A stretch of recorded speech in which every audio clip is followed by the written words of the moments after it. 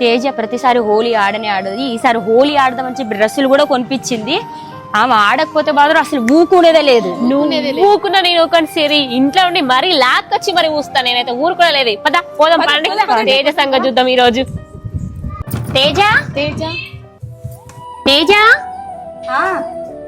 బయటికి రా. ఎందుకే?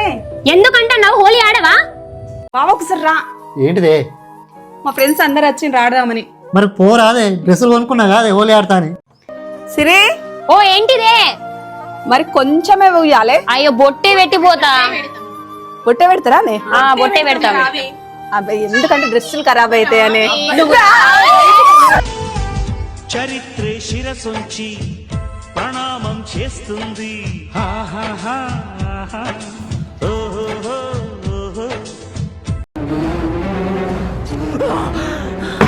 జర్రుంటే చచ్చిపోతుంటరా.